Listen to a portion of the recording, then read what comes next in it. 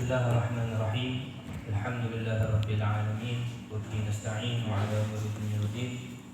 Wassalatu wassalamu 'ala asyrafil anbiya'i wal mursalin sayyidina wa habibina wa maulana Muhammadin wa 'ala alihi wa sahbihi ajma'in. Allahumma shalli wa sallim 'ala sayyidina Muhammadin al-fatih lima ughliq wal khatim lima sabaq nasiril haqq bil haqq wal hadi ila siratikal mustaqim. وعلى آله وصحبه حق قدر ومقداره العظيم. سبحانك لا علم لنا إلا ما علمتنا إنك أنت العليم الحكيم. رب اشرح لي صدري ويسر لي أمري واحلل عقدة من لساني يفقهوا قولي ولا حول ولا قوة إلا بالله العلي العظيم. أما بعد.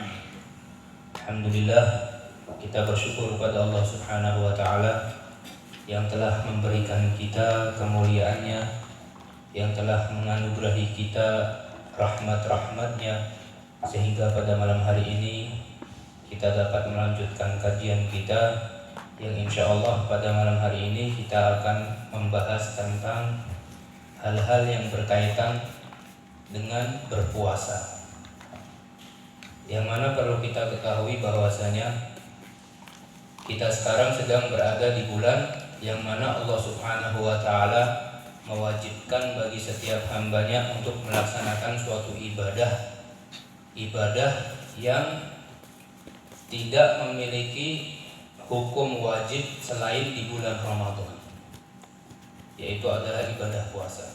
Yang mana ibadah puasa apabila di bulan-bulan selain bulan Ramadan itu hukumnya sunnah, kecuali apabila puasa tersebut berupa puasa nazar atau puasa qadha, yaitu apabila kita telah meninggalkan puasa di Ramadan yang sudah lalu, Ramadan yang telah lalu, kemudian kita wajib untuk mengqadhanya di bulan selain bulan Ramadan.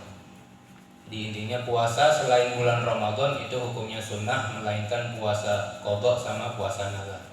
Sedangkan di bulan Ramadan itu siapapun bagi setiap umat yang beriman kepada Allah Subhanahu wa Ta'ala dan dia memenuhi syarat-syarat di dalam berpuasa, maka dia wajib untuk melaksanakan ibadah puasa. Sedangkan apa yang dimaksud dengan puasa tersebut, kita harus tahu dulu apa yang dimaksud dengan puasa. Yang mana as-shaum, puasa kalau dalam bahasa Arab itu kalimatnya adalah shaum, bahasa Arabnya shaum. As-shaum itu merupakan rukun Islam yang keempat, keempat setelah zakat. Yang pertama Islam, syahadat, salat, zakat, puasa, haji. Sebagaimana telah disabdakan oleh Rasulullah SAW, Bunyal Islamu ala khamsin, syahadatu an la ilaha illallah wa anna Muhammadar Rasulullah, wa iqamus shalah, wa ita'uz zakah, wa shaum Ramadan, wa hajjil bait. Sungguhnya pondasi atau dasar di dalam agama Islam, kata Rasulullah, itu ada 5. Yang pertama syahadat, yang kedua sholat, yang ketiga menunaikan zakat, yang keempat puasa, dan yang kelima haji ke Baitullah. Sedangkan puasa itu sendiri artinya adalah al-imsak. Puasa memiliki artian dalam 2 artian. Yang pertama artian secara bahasa, dan yang kedua artian secara syariat. Artian secara bahasa yaitu adalah al-imsaku mutlaqon, yaitu menahan diri secara mutlak, baik dari apapun itu kita dikatakan sedang berpuasa. Contoh ketika kita sudah terbiasa bermain bola misalkan. Kita biasanya main bola, tiap hari main bola. Suatu hari kita menahan diri kita untuk tidak main bola, maka kita bisa dikatakan bahwasanya kita sedang berpuasa dari main bola. Itu secara bahasa. Dalilnya apa? Dalilnya firman Allah Subhanahu wa Ta'ala dalam Al-Quran, tepatnya di surat Maryam, yang mana Allah Subhanahu wa Ta'ala menceritakan tentang Sayyidatuna Maryam. Allah Subhanahu wa Ta'ala berfirman, Inni nazartu lirrahmani shawma falam ukallimul yawmal insiyah. Sungguhnya aku bernazar kepada Allah Subhanahu wa Ta'ala, kata Sayyidatuna Maryam, bernazar untuk apa? Untuk berpuasa. Beliau bernazar untuk berpuasa, dan beliau mengatakan falan ukallimal yawma insiyah. Maka hari ini aku tidak akan berbicara kepada manusia siapapun. Beliau mengatakan bahwasanya beliau bernazar berpuasa, akan tapi puasanya dengan cara apa? Dengan cara tidak berbicara dengan manusia siapapun. Ini puasa yang dimaksud dalam perkataan Sayyidatuna Maryam, yaitu adalah puasa secara bahasa, bukan secara syariat. Jadi tatkala kita melaksanakan puasa secara bahasa, secara syariat kita dianggap kita bukan orang yang berpuasa. Akan tapi tatkala kita berpuasa mengikuti apa yang telah disyariatkan oleh Allah dan Rasulnya, maka kita telah dianggap melaksanakan ibadah puasa. Lantas apa makna puasa tersebut secara syariat? Makna puasa secara syariat yaitu adalah imsakun makhsus ala wajhin makhsus biniyatin makhsusah, yaitu menahan diri secara khusus ala wajhin makhsus dengan cara yang khusus, biniyatin makhsusah dengan niat yang khusus. Jadi yang dimaksud dengan puasa yang kita jalani sekarang yaitu adalah menahan diri secara khusus dengan cara yang khusus dan dengan niat yang khusus. Yang pertama, menahan diri secara khusus itu maksudnya bagaimana? Ulama menyebutkan bahwasanya yang dimaksud dengan imsakun makhsus, menahan diri secara khusus, yaitu adalah dengan menahan diri kita dari terbitnya fajar sampai terbenamnya matahari. Karena menahan dirinya khusus, bukan satu hari penuh, cuman ada waktu-waktunya, dari terbitnya fajar sampai terbenamnya matahari. Dan terus apa saja yang harus kita tahan? Jadi tatkala kita cuma menahan diri saja dari fajar sampai terbenamnya matahari, kita masih belum dikatakan kita berpuasa. Tapi ada sesuatu yang menyebabkan kita dikatakan bahwasanya kita sedang melaksanakan ibadah puasa, yaitu ala wajhin makhsus, dengan cara yang khusus. Bagaimana caranya? Yaitu menahan diri imsak an jami'il mufattirat, yaitu menahan diri dari segala sesuatu yang membatalkan puasa, seperti makan, minum, jima, dan lain sebagainya. Di tatkala kita menahan diri kita dari hal-hal yang membatalkan puasa, maka kita dianggap sedang melaksanakan ibadah puasa. Kemudian kalau kita hanya menahan diri kita dari hal-hal yang membatalkan puasa, dari terbitnya fajar sampai terbenamnya matahari, kita juga masih belum dikatakan kita sedang beribadah puasa kalau tanpa niat. Karena disebutkan di dalam syariat, yaitu adalah di dalam istilah syariatnya puasa, imsakun makhsus ala wajhin makhsus biniyatin makhsusah, yaitu menahan diri secara khusus dengan cara yang khusus dan dengan niat yang khusus. Kalau kita sudah niat terus menahan diri dari segala yang membatalkan puasa, dan juga kita laksanakan dari terbitnya fajar sampai terbenamnya matahari, maka kita telah dianggap sebagai orang-orang yang sedang melaksanakan ibadah puasa. Sedangkan niat di dalam berpuasa itu terbagi menjadi dua.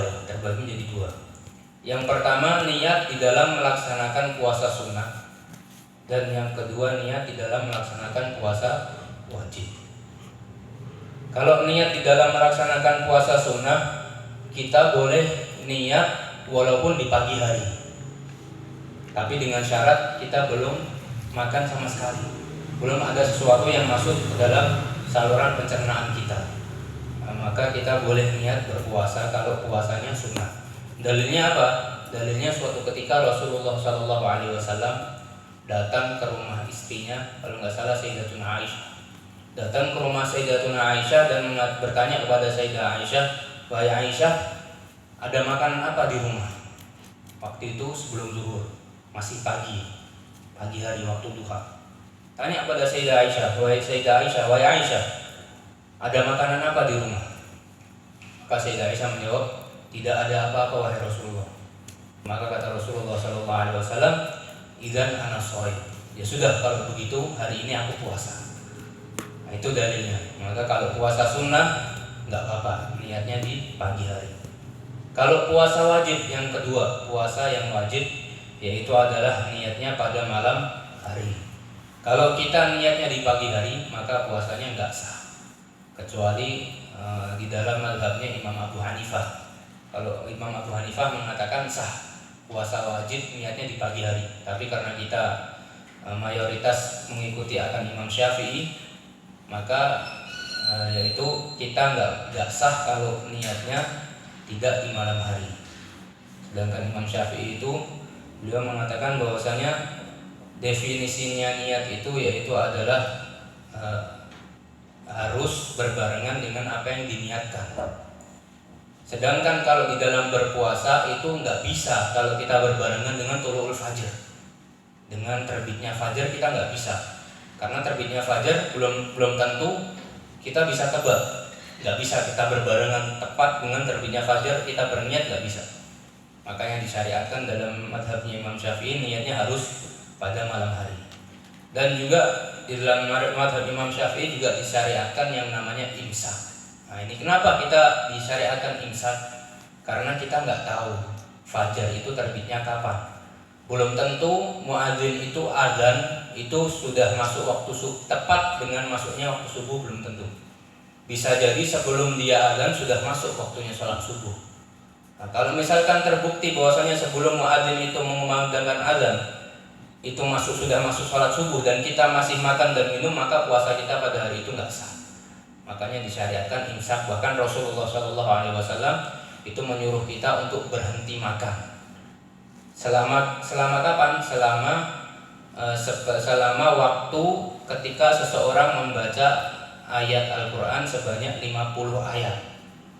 Jadi 50 ayat sebelum masuknya waktu subuh kita diperintahkan oleh Rasulullah untuk berhenti. Untuk apa? Untuk jaga-jaga takutnya fajarnya sudah terbit, yang muadzinnya telat untuk azan, nggak tepat waktu dengan tulu'ul fajar. Bisa jadi dia masih nyiapin mic, ya kan? Masih nyiapin nyetel volume, akhirnya baru dia azan. Sedangkan waktu dia nyetel ini sudah masuk waktu subuh, kita masih minum, maka puasa kita dianggap nggak sah. Kalau misalkan terbukti, kalau nggak terbukti kita nggak tahu, ya itu urusan lain. Makanya Rasulullah menganjurkan seperti itu. Nah, itu 50 ayat itu kira-kira sekitar 10 menit atau 15 menit sebelum azan.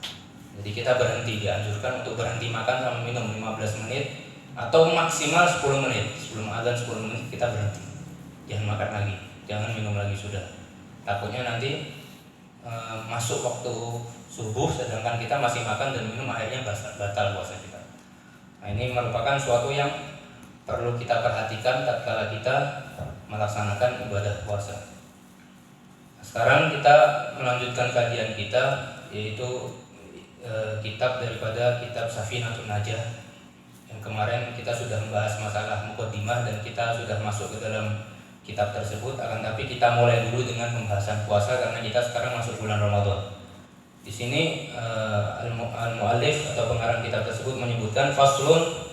Qala al-muallif rahimahullah taala nafa'ana bihi bi ulumi fid darin amin. Faslun syartu sihhatihi arba'atu asya'. Islamun wa 'adlun wa nadha'un min nahwi haidin wa 'ilmun bi kaunil waqti qabilan nisab. Nah, ini syarat-syarat seseorang sah di dalam melaksanakan ibadah puasa. Kapan seseorang itu diwajibkan untuk melaksanakan ibadah puasa? Kalau dia memenuhi 4 syarat tersebut. Kalau belum masuk ke dalam kategori 4 syarat ini, maka dia nggak wajib puasa. Nggak puasa nggak apa-apa. Tapi kalau sudah memenuhi 4 syarat ini, maka dia wajib untuk berpuasa. Apa 4 syarat tersebut? Yang pertama adalah Islam. Tatkala seseorang sudah menganut agama Islam, maka dia wajib untuk berpuasa. Bukan hanya Islam saja. Yang kedua, adlun. Dia termasuk orang yang berakal. Kalau orang yang gila, hilang akalnya, maka dia nggak wajib berpuasa. Yang ketiga, naga' min nahwi haidin wa nifasin, yaitu seseorang yang suci daripada haid dan nifas. Kalau seorang perempuan, dia Islam, dia berakal, tapi dia dalam keadaan haid, maka dia haram untuk berpuasa. Nggak boleh, nggak sah puasanya. Dan yang keempat, wa ilmun bi kaunil waqti qabilan nisab, yaitu adalah dia mengetahui bahwasanya waktu tersebut boleh untuk berpuasa. Contohnya bagaimana? Kalau misalkan dia nggak tahu waktu itu boleh untuk berpuasa, maka nggak sah puasanya. Contoh, dia puasa di malam hari, sedangkan dia nggak tahu padahal waktunya berpuasa itu dari tulul fajr sampai terbenamnya matahari, tapi yang dia laksanakan puasanya di malam hari, maka puasanya nggak sah, nggak memenuhi syarat. Syaratnya yang pertama Islam, yang kedua berakal, yang ketiga terbebas dari haid dan nifas, yang keempat dia mengetahui waktu untuk berpuasa tersebut. Fala yasihu shaumu kafirin bil ijma' sawa'un kana kafiran asliyan aw murtaddan bal law irtadda lahzatan tsumma 'ada ila Islam batala shaumuh. Di sini musannif menyebutkan bahwasanya tidak sah puasanya orang yang kafir. Dan syarat yang pertama itu adalah Islam. Maka orang yang kafir, ulama bersepakat bahwasanya puasanya enggak sah, walaupun dia kafirnya secara asli atau murtad. Murtad yaitu adalah orang yang keluar dari agama Islam.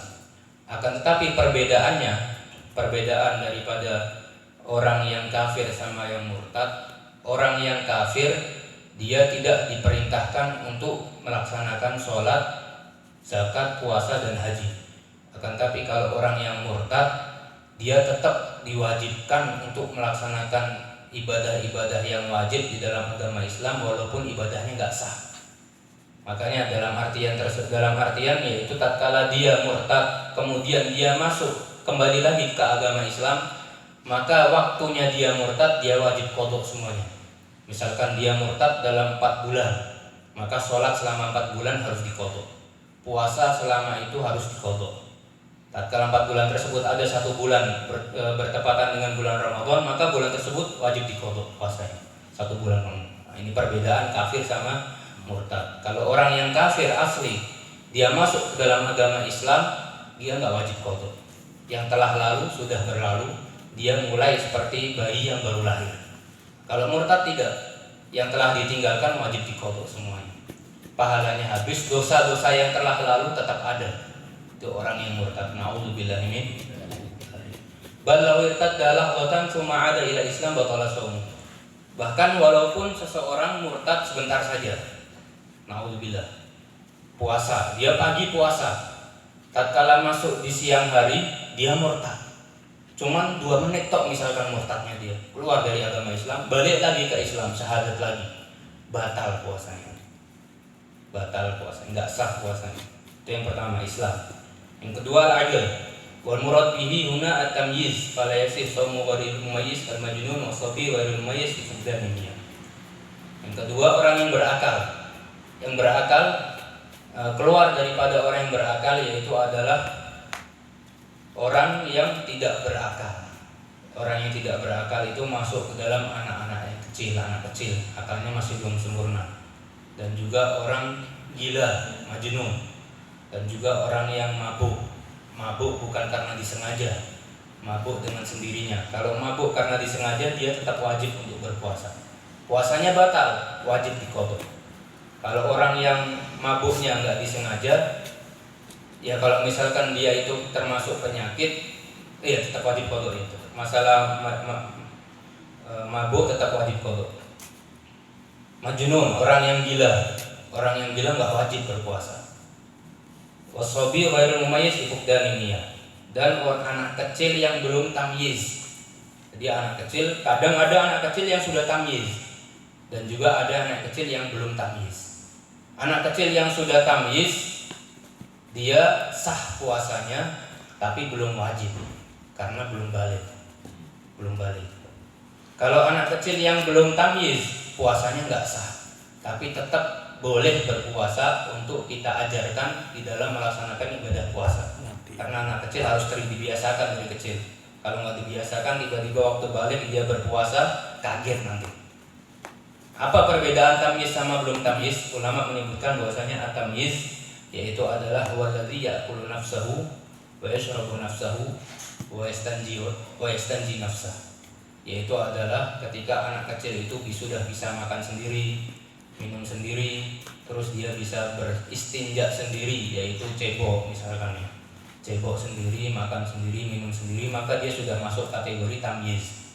Tamyiz, sholatnya sah, puasanya sah, tapi kalau belum balik dia masih belum wajib. Kalau sudah balik baru wajib.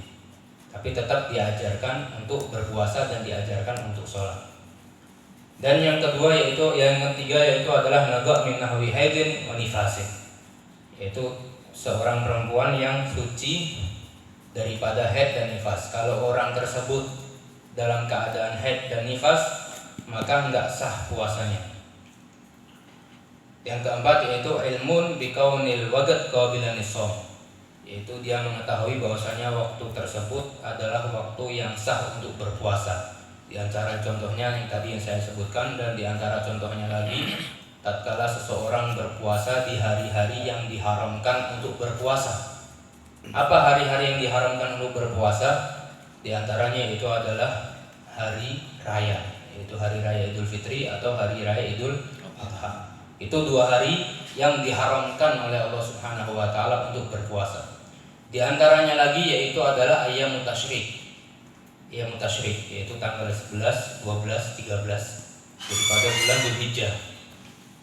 Di Idul Adha haram berpuasa, lanjut sampai tanggal 13 Dzulhijjah itu tetap haram berpuasa. Ini adalah syarat-syarat berpuasa. Maka tatkala seseorang sudah memenuhi syarat-syarat tersebut dan dia melaksanakan ibadah puasa, maka puasanya dianggap sah. Sedangkan syarat-syarat seseorang diwajibkan untuk berpuasa, tadi syarat sahnya, sah belum tentu wajib. Tapi kalau sudah wajib bisa jadi sah, ya. Qala al-mu'allifu faslun syartu wujubihi khamsatu asya'. Islamun wa taklifun wa itaqatun wa sihhatun wa iqamatun. Syarat-syarat wajib berpuasa ada 5 juga. Tadi ada 4, sekarang ada 5. Wajibnya berpuasa ada 5. Yang pertama Islam, sudah pasti Islam. Ketika seseorang sudah masuk dalam agama Islam, maka dia wajib untuk berpuasa. Yang kedua at-taklif, yaitu adalah mukallaf. Apa itu mukallaf? Yaitu adalah ketika seseorang sudah sampai ke tahapan dia itu diwajibkan untuk melaksanakan ibadah-ibadah di dalam syariat agama Islam. Kapan seseorang dikatakan dia sudah sampai ke dalam darajatut taklif, sudah dikatakan dia mukallaf, yaitu tatkala seseorang sudah balik. Maka dia wajib untuk sholat, dia wajib untuk berpuasa, dan wajib untuk melaksanakan ibadah-ibadah yang lain.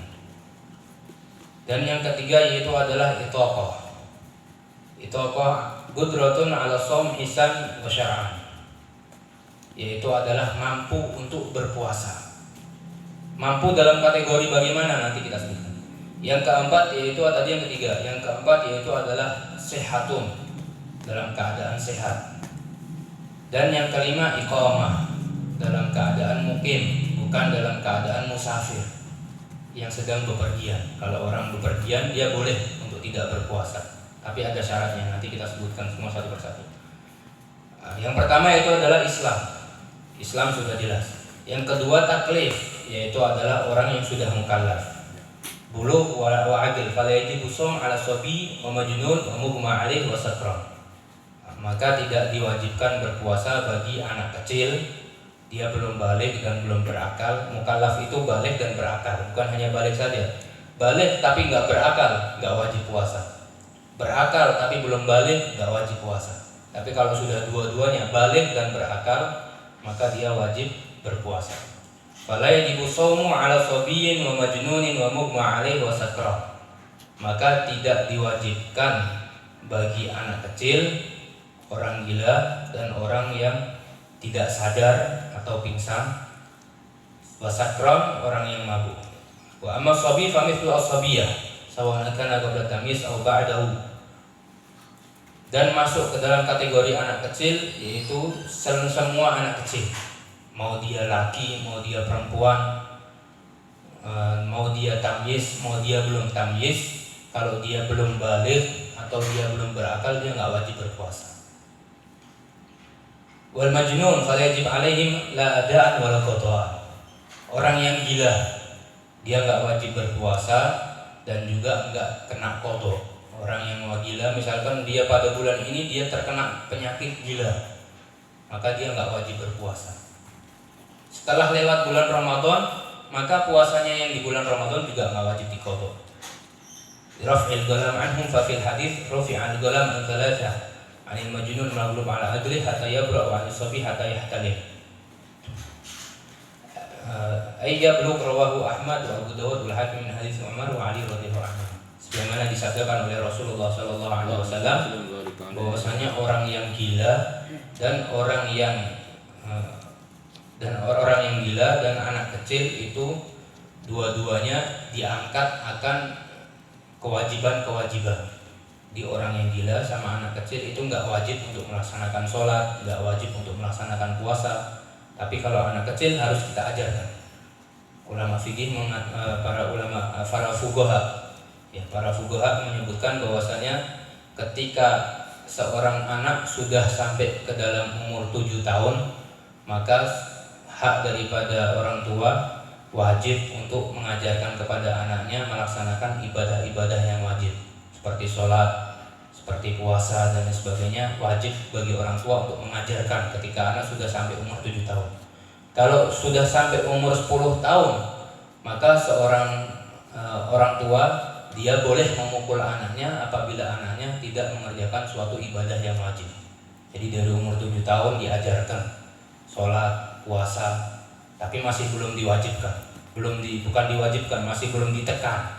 Kalau sudah umur 10 tahun, maka orang tua boleh memukul anak tersebut kalau dia nggak sholat, dia nggak puasa, karena untuk mengajarkan kepada mereka agar akan ibadah-ibadah yang diwajibkan oleh Allah Subhanahu wa taala. Nah, terus yang ketiga yaitu adalah itoqoh, mampu. Terus bagaimana seseorang dikatakan bahwasanya dia itu mampu untuk berpuasa? Yaitu tatkala dia itu mampu untuk berpuasa secara hissan atau secara hissan dan secara syar'an. Apa yang dimaksud dengan hissan? Hissan yaitu adalah tatkala syariat mewajibkan dia untuk berpuasa tapi dia nggak mampu, itu namanya hissan. Kalau syar'an dia mampu untuk berpuasa tapi syariat melarang dia untuk berpuasa, maka tatkala dia itu mempunyai kemampuan, baik kemampuan daripada fisiknya dia atau kemampuan daripada syariat, maka dia wajib untuk berpuasa. Karena terkadang seseorang itu mampu tapi syariat melarang dia untuk berpuasa. Dan terkadang juga dia nggak mampu tapi syariat mewajibkan dia untuk berpuasa. Maka kita bahas yang pertama, siapa saja orang-orang yang mampu untuk berpuasa tapi syariat melarang dia untuk berpuasa, yaitu adalah orang-orang yang sedang dalam keadaan haid dan nifas. Itu orang perempuan. Dia mampu untuk berpuasa tapi syariat melarang dia untuk berpuasa, maka dia nggak boleh berpuasa. Hukum puasanya nggak sah. Sedangkan orang-orang yang tidak mampu untuk berpuasa tapi sebenarnya syariat tetap mewajibkan dia berpuasa, yaitu adalah orang-orang tua.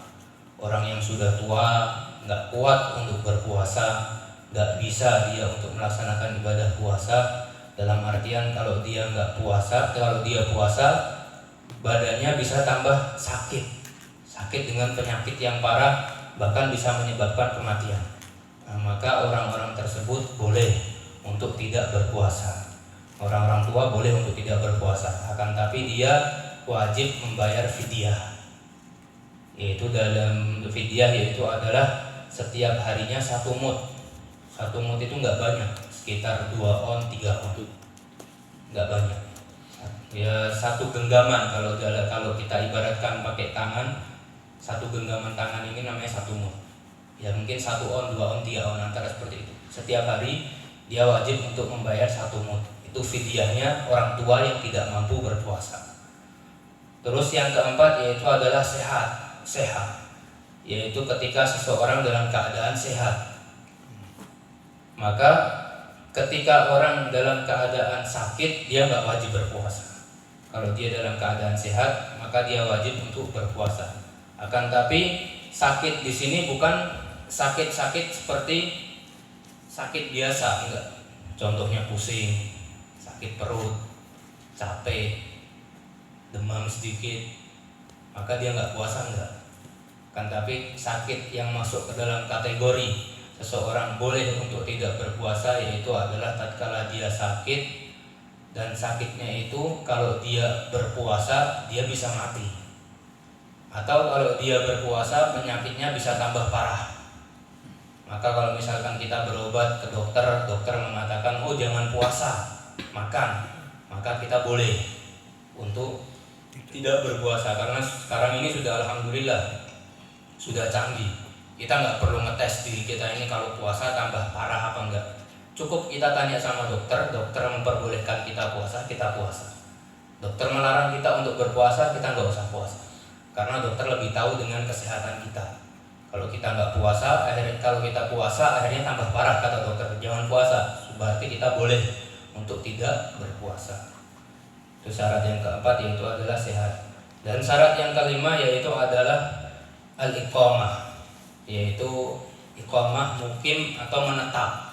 Kalau seseorang sedang bepergian maka dia nggak wajib puasa bepergian, tapi dengan syarat-syarat orang bepergian dia boleh untuk tidak berpuasa. Ada syaratnya.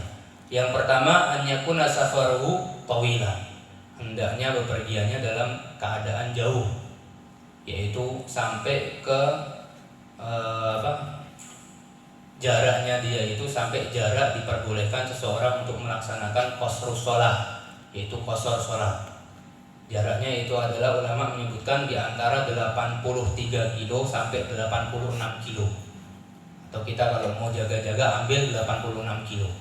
Ketika kita melaksanakan bepergian sampai 86 kilo, maka kita boleh untuk tidak berpuasa. Itu syarat yang pertama. Syarat yang kedua, an yakuna safaruhu mubah. Bepergiannya dalam keadaan mubah, bukan bepergian yang haram. Ketika seseorang bepergian niatnya untuk mencuri, bepergian niatnya untuk berjudi, bepergian niatnya untuk berzina, maka dia bepergiannya dianggap bepergian yang haram. Dia tidak boleh qasar sholat dan juga tidak boleh untuk membatalkan puasanya. Dan yang ketiga, an yakuna safaruhu qabla tulu'il fajr, yaitu bepergiannya dimulai daripada sebelum fajar. Kalau bepergiannya setelah fajar, maka dia tidak boleh untuk membatalkan puasanya. Itu syarat-syarat orang bepergian yang boleh untuk membatalkan puasa. Loh, kalau misalkan bepergiannya setelah fajar, tapi di pertengahan jalan kita merasa capek, lelah, terus panas misalkan, pergiannya pakai motor misalnya 86 kilo 4 jam, 5 jam, akhirnya merasa capek, panas. Kalau misalkan puasa akhirnya sakit, dia nggak kuat, baru dia boleh untuk membatalkan puasa. Tapi selama dia masih kuat, kalau dia bepergiannya setelah fajar, maka dia tetap wajib untuk melaksanakan ibadah puasa. Nah, ini syarat-syarat seseorang boleh untuk membatalkan puasa tatkala dia sedang bepergian jauh. Nah, terus ada pembahasan sedikit lagi, yaitu di antara syaratnya orang yang boleh untuk membatalkan puasa tatkala dia bepergian, yaitu hendaknya bepergiannya dalam keadaan jauh. Tapi sekarang ini ada satu transportasi yang mana jarak yang jauh sekalipun bisa ditempuh dalam waktu yang dekat, kayak pesawat misalkan 400 kilo cuma 1 jam toh, dan gak capek, subhanallah. Apakah seseorang tersebut boleh untuk tidak berpuasa? Tetap boleh, karena ukuran tolak ukurnya itu di dalam jarak, bukan di dalam capek atau tidaknya. Kalau sudah menempuh jarak lebih daripada 86 kilo atau 86 km, maka dia boleh untuk tidak berpuasa. Nah, ini sedikit daripada pembahasan syarat dan sahnya seseorang untuk melaksanakan ibadah puasa. Dan ini perlu kita perhatikan dan kita terapkan dalam keseharian kita tatkala kita melaksanakan ibadah puasa, terlebih di bulan Ramadan ini. Semoga sedikit ini bermanfaat bagi kita semua, dan kita berdoa kepada Allah Subhanahu wa taala, semoga Allah Subhanahu wa taala memberikan kita semangat untuk melaksanakan ibadah puasa, dan Allah Subhanahu wa taala memberikan kita kesehatan, kemampuan jasmani dan rohani, sehingga kita dapat melaksanakan ibadah puasa di bulan Ramadan ini penuh dalam 30 hari tersebut dan kita mendapatkan akan keridhaannya Allah Subhanahu wa taala dan digolongkan kepada orang-orang yang dapat maghfirah daripada Allah di bulan Ramadan yang mulia ini. Amin amin ya rabbal alamin. Wabillahi taufiq wal hidayah. Wassalamualaikum warahmatullahi wabarakatuh.